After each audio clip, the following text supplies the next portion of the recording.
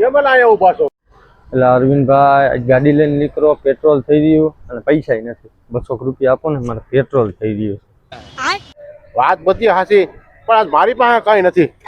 कैसे कैसे लोग रहते हैं यार यहाँ पर। अब तू गया बेटा। એટલે એ ધવલ, તું આવ્યો ને, કામ થઈ ગયું યાર. તારા મોબાઈલ દે ને. ઓલા અરવિંદભાઈ પાસે છે ને તારા નંબર નહીં હોય, તારા મોબાઈલ માંથી એને ફોન કરવો છે. લઈને તારો મોબાઈલ દે ને. नहीं सारुण के यहाँ कुछ तो गड़बड़ है। तू समझा? हाँ नहीं तू समझा नहीं।